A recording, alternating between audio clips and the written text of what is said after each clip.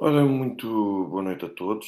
Espero que me consigam ouvir devidamente e que estejam neste momento atentos. Sei que a hora já é tardia para muitos, se calhar, pelo menos para quem está em Portugal ou no centro e no leste da Europa, mas quem estará já noutras regiões, nomeadamente nas Américas, eventualmente não será esse o caso, mas agradeço à mesma a disponibilidade de todos para estarem aqui, para estarem disponíveis naturalmente para ouvir e para acompanhar este direto que não demorar tanto tempo quanto seria se calhar desejável noutras circunstâncias, mas aqui acaba sempre por ter um enquadramento um necessário enquadramento, digamos assim, sobre um conjunto de situações que vão começar a acontecer a partir de agora e que vão começar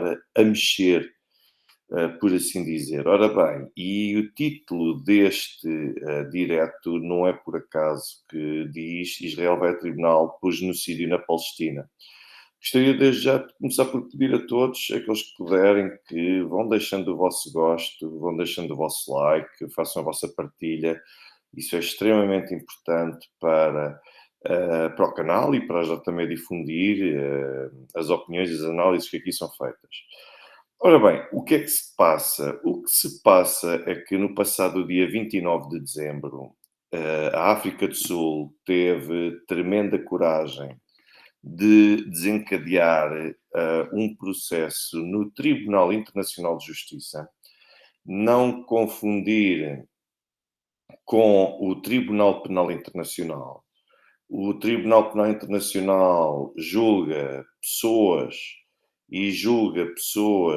para e julga pessoas pela comissão de crimes internacionais, os também chamados core crimes, que são os crimes internacionais, os que mais chocam a humanidade.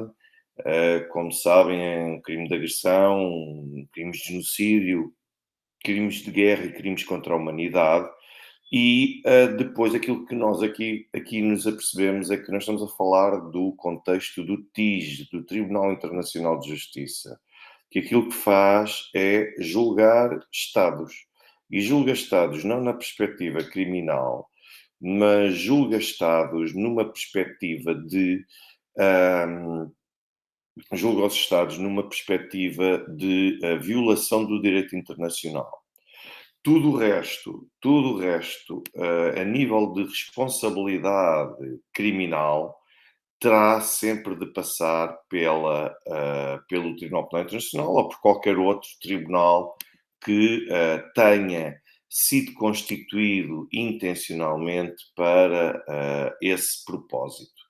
E foi assim que a África do Sul decidiu desencadear um processo no Tribunal Internacional de Justiça para que Israel seja responsabilizada pelos atos, pelas atrocidades que tem cometido na Palestina.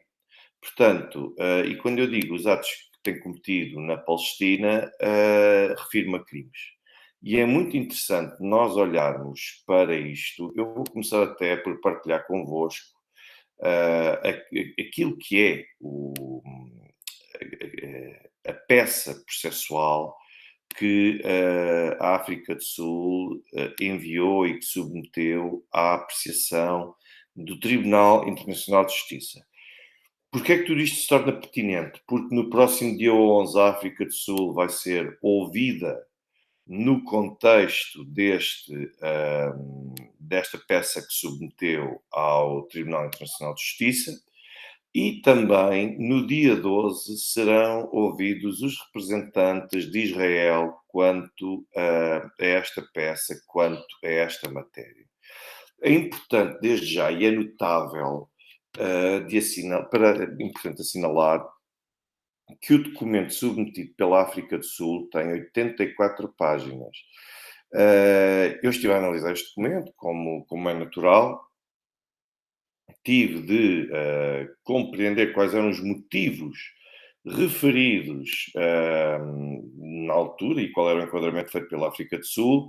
E eu gostaria de, desde logo, assinalar o facto de a primeira observação feita pela África do Sul, já antes que fosse atacada ou acusada de antisionismo, antissemitismo, por aí fora, antes que isto acontecesse, a África do Sul teve o cuidado de, logo no primeiro ponto, onde faz referência, onde começa de facto a sua dissertação, isto é quase uma dissertação de mestrado, eu poderia dizer assim, porque está muito bem feito e o enquadramento legal e o enquadramento político também é muito bom.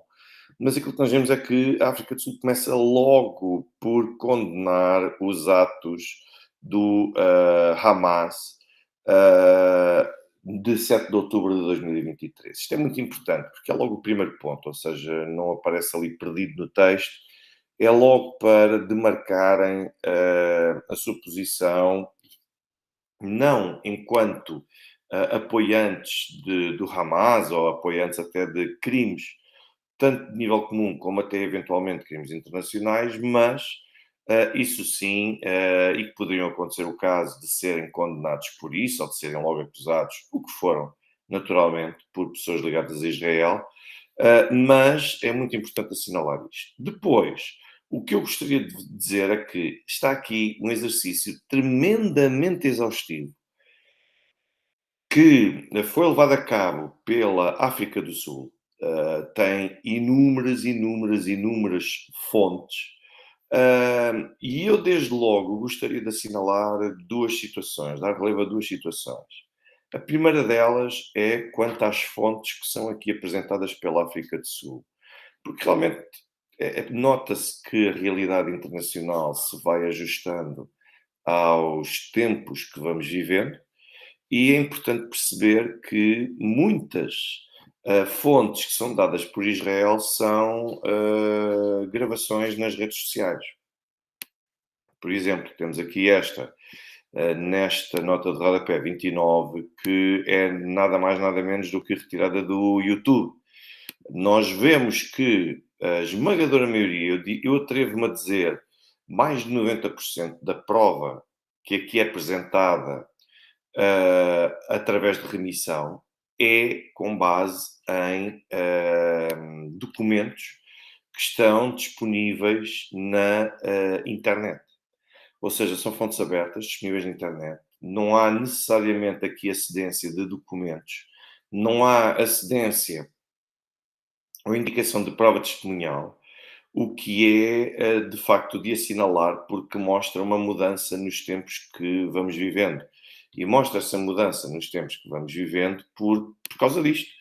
Porque existem remissões exaustivas para páginas de internet e depois eu foco e enfatizo isto, que é as referências ao YouTube, mas não só.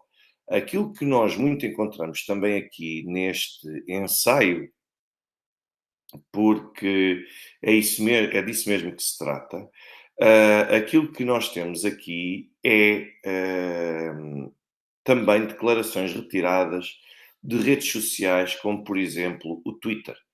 E o Twitter, ou agora também conhecido como X, portanto, ou X, a rede X, nós vemos que encontramos isso por aqui, sobretudo ao nível de declarações feitas por personalidades a título individual ou em representação do governo israelita, mas nós vemos que é curioso assinalar o conjunto de remissões, são bem mais de 90%, que são feitas para páginas de internet para notícias. Por acaso, as notícias é algo que eu tenho de dizer que são prova considerada frágil. Para já, desde logo eu disse prova, mas não são prova. As notícias, aquilo que são, as notícias não podem ser utilizadas como fontes. E fontes probatórias de quase incontestáveis em tribunal. Pelo menos em direito internacional, as notícias, os conteúdos produzidos pela comunicação social não podem servir, nem podem constituir meios probatórios para justificar qualquer tipo de alegação que seja apresentada por quem de facto queira fazer e apresentar esse tipo de prova. Mas as indicações e as notícias produzidas em sede de comunicação social, essas notícias podem servir como elemento confirmador de um conjunto de factos alegados e já de si sustentados por um conjunto de outro tipo de meios de prova. Portanto, estas notícias que aqui constam têm de ser complementadas sempre, por exemplo, com relatórios das Nações Unidas, com algum tipo de prova documental ou até mesmo prova testemunhal que aqui se encontra presente. E o que eu gostaria depois de assinalar e dar particular ênfase, aliás, deixem ver onde é que está aqui, porque eles começam, sobretudo aqui nas declarações, a fazer a referência. Vejam que temos aqui, por exemplo, o gabinete do primeiro-ministro Netanyahu em hebraico e eles citam um tweet de Netanyahu. E isto continua. Outro tweet, outra vez, do gabinete do primeiro-ministro de Israel. O presidente de Israel também, tweets. Ou seja, é muito importante perceber que as redes sociais não têm a importância que muitas vezes muitos não lhes querem reconhecer. As redes sociais, de facto, não são só espaços onde as pessoas podem ser desbocadas. As redes sociais hoje em dia constituem meios de prova inequívocos de que alguém preferiu uma determinada declaração. E este levantamento feito pela África do Sul, pela missão diplomática da África do Sul, junto do TIJ, do Tribunal Internacional de Justiça, é, a meu ver, fantástica, porque está aqui um exercício muito, muito, muito bem realizado, muito bem conduzido. Aliás, não é por acaso que os sul-africanos têm tremenda tradição em matéria de, não só de ensino superior, em matéria de política, em matéria de direito também, mas também se afirmam como potência regional e continental. Portanto, não é por acaso. Portanto, tudo isto acaba por ser o reflexo daquilo que aquilo que é a herança do país. E aqui temos este belo ensaio que eu recomendo quem tiver, pelo menos quem não for familiarizado com estas teses, a ter alguma paciência, mas quem de facto já acompanhar estes assuntos, isto vai fluir de uma forma tremendamente interessante. O que é que eu gostaria aqui de assinalar e qual é que era o segundo elemento o que eu gostaria de enfatizar particularmente? É exatamente que a partir do artigo 101, ou do ponto 101, deste formulário, ou desta denúncia feita pela África do Sul ao TIJ, nós temos aqui o levantamento de um conjunto de declarações e intervenções de pessoas ligadas ao Estado de Israel e que atestam a intenção da comissão sistemática e uma comissão, um conjunto de ações sistemáticos, no sentido de se querer cometer genocídio contra a população palestiniana ou de recusar a falha do Estado de Israel e o desinteresse do Estado de Israel em querer, por exemplo, travar as campanhas racistas, genocidas, xenófobas verificadas no país. É basicamente este o grande ponto da África do Sul nesta denúncia que faz ao TIJ. E reparem que começa-se por aqui fazer referências ao primeiro-ministro de Israel, depois vemos aqui a célebre declaração do presidente de Israel, Isaac Herzog, que por acaso eu partilhei na altura no Twitter e repudiei, como é evidente, no sentido de Isaac Herzog ter dito de forma bastante clara que não existem distinções entre combatentes e civis em Gaza. Ele próprio disse, há um país inteiro que é responsável por tudo isto. Portanto, tudo isto aqui denunciado e aqui estão as coisas que temos aqui as várias declarações, muitas delas, como eu referi, no Twitter, Vejam que o Ministro da Defesa, declarações a dizer a forma como impõe o cerco a Gaza e a forma como se pretendia criar um estado das coisas que conduzisse à morte das pessoas. Vejam aqui que há também outras declarações de outros membros do governo, todos eles, eu acredito que são sérios candidatos a enfrentarem um tribunal internacional, um tribunal penal internacional, que não seja necessariamente o TPI, porque o TPI não parece, à partida, ter muita vontade, mas um tribunal penal internacional que, de facto, responsabilize estes indivíduos. Vejam que aqui o ministro israelita para energias e infraestruturas, ou seja, de certa forma, é a mistura de Pedro Nuno Santos com João Galamba de Israel, o que de facto ajuda a perceber também, se calhar, aqui algumas intervenções.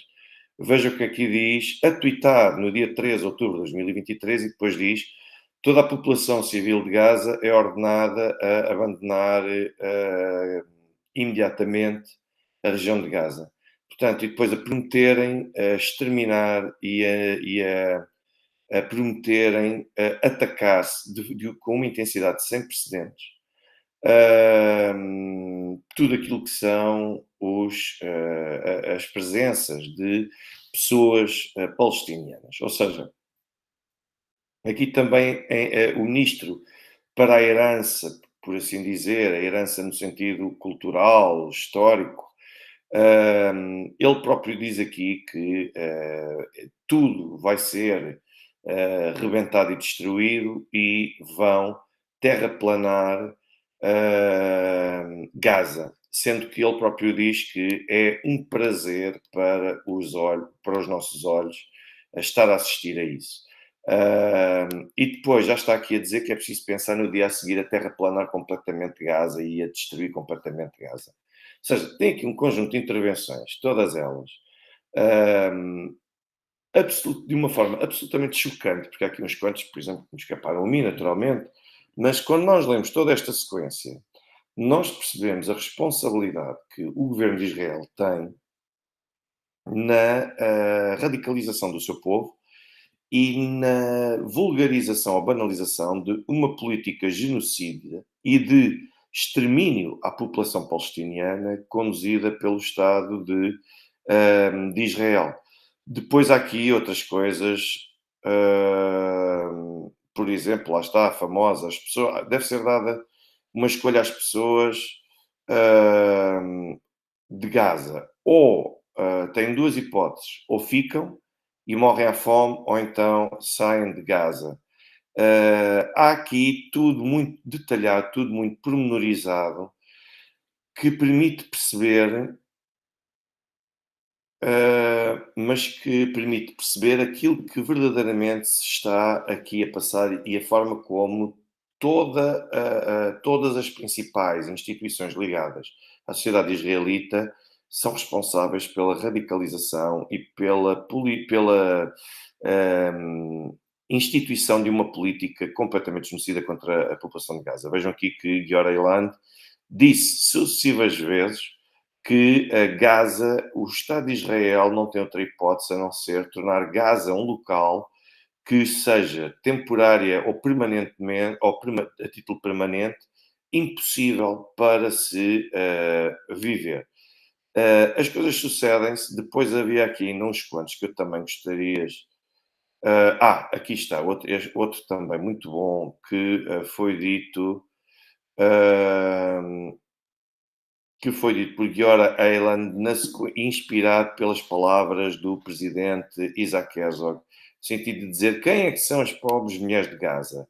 Elas são todas mulheres, irmãs, mães, irmãs ou mulheres dos homicidas do Hamas. Ou seja, é o justificar que só por se ter uma relação familiar com pessoas que se possam acusar da comissão de um crime, isso é motivo suficiente para se atacar essas pessoas. Portanto, temos coisas absolutamente absurdas. Vejam que também temos aqui um reservista de 95 anos de idade, Ezra Yashin, que era um veterano do massacre de Deir Yassin durante o Nakba de 1948, e vejam as palavras que ele acabou por dizer, Ezra Yashin acabou por dizer: sejam triunfantes e acabem com eles, e não deixem ninguém para trás. Apaguem a memória deles, apaguem-nos, apaguem as famílias deles, apaguem as mães, apaguem as crianças. Estes animais não merecem mais viver. Portanto, cada judeu com uma arma deve ir para a rua e deve matá-los. Se você tem um vizinho árabe, não espere, vá à casa dele e assassine-o. Nós queremos invadir, não como antes, nós queremos entrar e destruir o que está à nossa frente, destruir as casas, depois destruir um após o outro. Portanto, e com todas as nossas forças, nós queremos conduzir a completa destruição, entrar e destruir. Portanto, isto tornou-se um discurso vulgar, um discurso absolutamente banal, tornou-se cada vez mais um lugar comum a promover o ódio de forma absolutamente deliberada contra a Palestina e, neste caso concreto, contra Gaza. E lá está, o problema aqui é que não se está a diabolizar o Hamas, aquilo que se está a diabolizar é tudo o que é árabe e todos aqueles que têm qualquer tipo de ligação e de identidade associada à Palestina. E depois vejam que o, o governo da África do Sul diz mesmo aqui neste ponto 105, por exemplo, que a retórica genocida de membros do governo e das Forças Armadas está também generalizada e está presente, tornou-se um lugar comum entre elementos que nem sequer pertencem ao governo, mas que pertencem ao Knesset, que é o Parlamento israelita, e que tem repetidamente apelado para que Gaza seja evaporada, terraplanada, eliminada, desfeita, incluindo todos os seus residentes. Portanto, é um pouco assim este o estado das coisas. Eu acho que a partir de agora tudo o que eu disser sobre isto vai ser um pouco como chover no molhado, mas é para vocês conseguirem perceber o que é que nós estamos verdadeiramente a assistir do lado de Israel e porque é que a África do Sul, a submissão de uma denúncia desta natureza é um ato de coragem. É um ato de tremenda coragem porque vai obrigar Israel a pronunciar-se sobre estes atos. Como alguém dizia aqui ao início, e é verdade, não é que Israel esteja muito preocupada com isto, mas a verdade é que não está. Porque o TIG, embora seja um tribunal das Nações Unidas, a verdade é que não basta condenar, não basta impor decisões que tenham coercibilidade, mas é também muito importante perceber que depois é preciso aplicar ou efetivar as decisões do tribunal.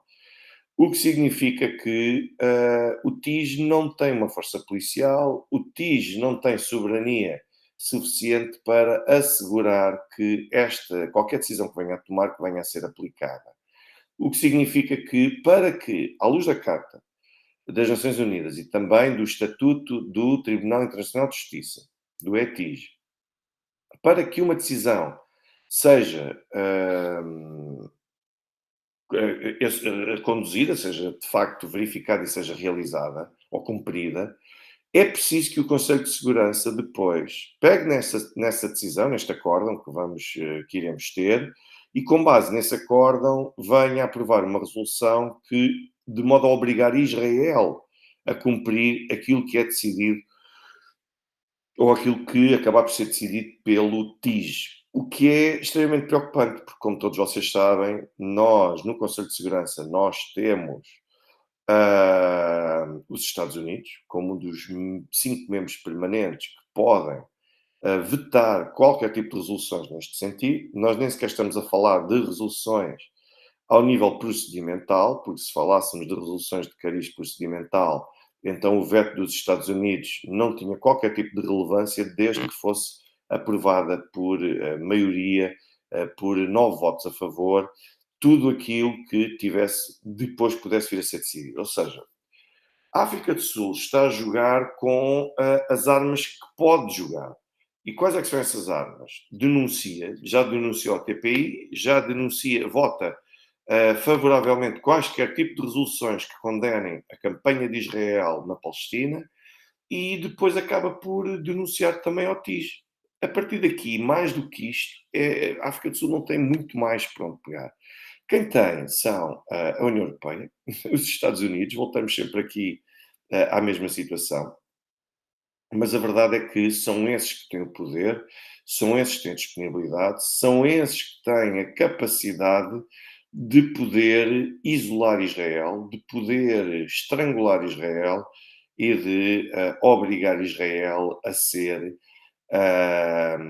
assumir a responsabilidade pelos atos que estão a ser cometidos, pelas atrocidades que estão a ser cometidas contra a população da Palestina. A população da Palestina que, lá está, corresponde e ocupa aquilo que se chama de Estado. A Palestina é um Estado soberano que neste momento está sob ocupação.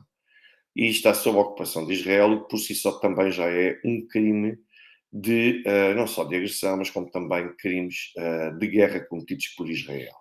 Pergunta aqui o Sr. Pedro Manuel, o TI já tomou decisão, quais são as consequências? As consequências são exatamente estas, ou seja, é muito difícil de haver consequências práticas, mas existem formas de pressão, formas de embaraço já de Israel e, por outro lado, vai ser um exercício muito interessante para perceber se o TIG vai ser minimamente coerente com o conjunto de decisões que tem tomado. Porquê? Porque o TIG é composto maioritariamente por juízes ocidentais. Vocês lembram-se que, a propósito da situação entre Ucrânia e Rússia, o TIG foi muito expedito a aprovar um conjunto de medidas provisórias.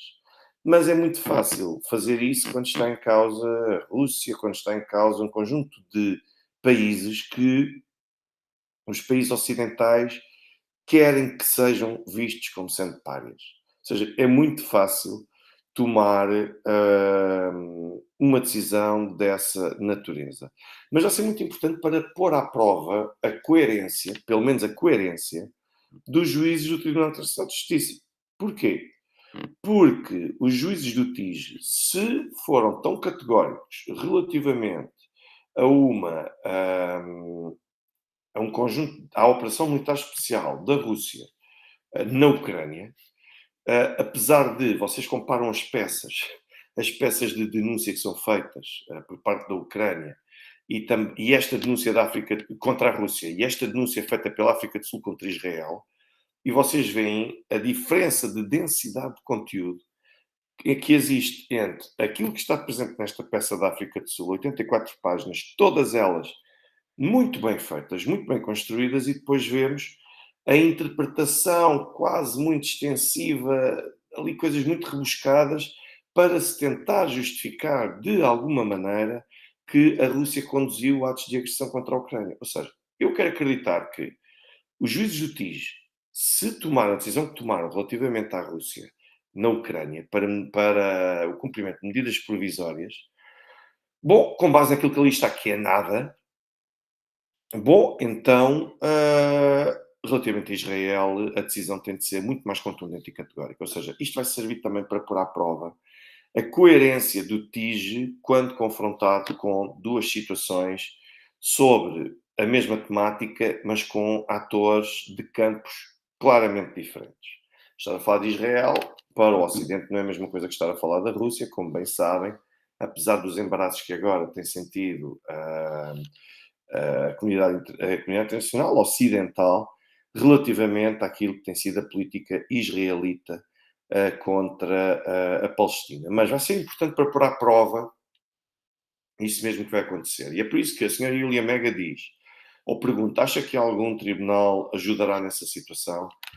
Não, não acho. Não acho que é possível, porque enquanto os Estados Unidos estiverem no Conselho de Segurança, é muito difícil que possa vir a acontecer alguma coisa contra Israel. Eu não estou a ver os Estados Unidos a absterem-se ou a votarem favoravelmente uma resolução que condena Israel a aplicar as medidas provisórias do TIS sob pena de ter de responder perante sanções. Eu simplesmente não estou a ver os Estados Unidos a permitirem que uma coisa destas passe. Não estou a ver. Portanto, se passar algo do género, vai ser tremendamente surpreendente.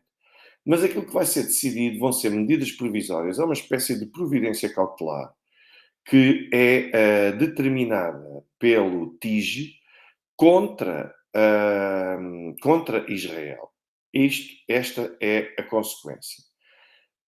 Mas a partir daqui, para que isto seja cumprido, é preciso que o Conselho de Segurança faça alguma coisa. E eu não vejo o Conselho de Segurança a fazer o que é que seja relativamente a este tema. Portanto, voltando então à pergunta inicial da senhora Ilia Mega, não, não vai acontecer. Acho muito difícil haver um tribunal desta natureza. Eu acho que a única hipótese que poderia haver era ser constituído um tribunal ad hoc por parte do Conselho de Segurança das Nações Unidas para poder, com o apoio dos 5 membros permanentes, atacar então as posições israelitas e conseguir levá-los a responder e levá-los até juízo. Portanto, esta é basicamente a situação. Israel vai ao tribunal por genocídio. Poderá não ser a primeira, a única vez que Israel vai ao TIJ para poder dar a sua opinião sobre o estado das coisas. Vai ser muito interessante perceber a linha de defesa de Israel, porque Israel é um Estado que, e sobretudo com Benjamin Netanyahu, ainda nas décadas de 80 e de 90, ainda Netanyahu não era a personalidade que é hoje, mas já tinha publicado, já tinha obra publicada no sentido de defender as execuções seletivas, as execuções sumárias daqueles que desconfie que que estejam ligados ao terrorismo. Portanto, eles defendem muito a teoria da defesa preemptiva, assassinando um conjunto de alvos e que não tem cobertura qualquer por parte em direito internacional, mas Israel foi, talvez, eu não diria o primeiro Estado, mas à vontade, um dos primeiros 3 Estados a avançar com uma política destas de combate sem qualquer tipo de regras contra o terrorismo. Portanto, para Israel vale tudo para conseguir destruir aquilo que consideram ser terrorista. E Benjamin Netanyahu, aliás, eu até tenho aqui essa obra, porque tive de adquirir no estrangeiro, não existe tradução para português, e muito menos se vende aqui, que é uma obra de Benjamin Netanyahu chamada How the West Can Win. Como é que o Ocidente pode ganhar ao terrorismo? E são um conjunto de ensaios, a meu ver, bastante claros, que permitem perceber que para um Estado de Israel liderado por Benjamin Netanyahu está justificado qualquer tipo de ato, qualquer tipo de atrocidade destas, porque consideram que é preventivo. Agora, Israel considera assim.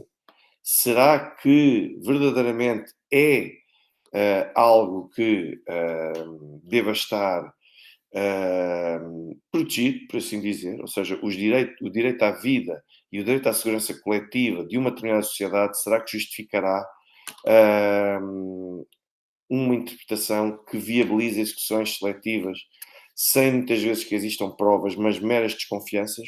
Eu continuo a achar que não encontro nenhum instrumento internacional, nenhuma decisão do Conselho de Segurança sequer ou da Assembleia Geral que possa indicar que conclui ser o direito inerente à legítima defesa depois da condução de um qualquer ataque que se vinguem numa entidade qualquer, qualquer ela que seja, desde que sintam que estão a vingar-se. Ou seja, isto não existe em direito internacional.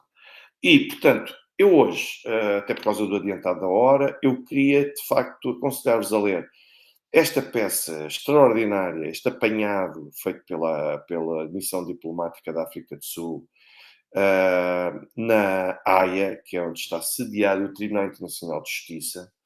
Vejam, porque está aqui o conjunto de intervenções feitas por militares israelitas, governantes israelitas, políticos israelitas e a forma como se banalizou para a sociedade Aquilo que consta naquele documento, na minha ótica, é um abre-olhos, por assim dizer, para quem ainda seja minimamente cético.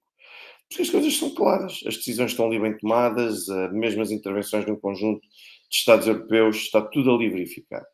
Portanto, eu com isto queria apenas dizer que é expectável que venham a ser tomadas medidas provisórias no sentido de querer obrigar ou impor Israel que não conduza, que opere um cessar-fogo, ainda que temporário, até ver uma decisão final e definitiva do tribunal.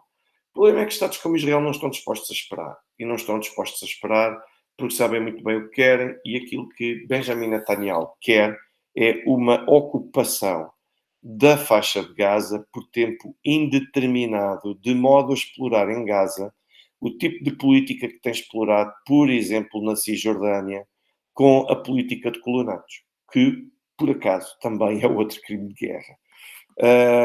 E com isto, eu ficaria por aqui. Portanto, eu aconselho-vos a todos a ler esta peça. Agradeço a todos aqueles que estiveram presentes. Hoje é uma edição naturalmente mais curta, mas voltarei brevemente. Agradeço a todos aqueles que têm dado ajudas financeiras, através de MBWay, Revolut, PayPal, através também do YouTube. Agradeço a todos aqueles que me fazem chegar e-mails ou mensagens. Eu nem sempre tenho disponibilidade para ler no curto prazo aquilo que mandam, mas mais tarde ou mais cedo acabo por ler e acabo por tentar dar a resposta possível. Portanto, isto era o que eu tinha para vos trazer.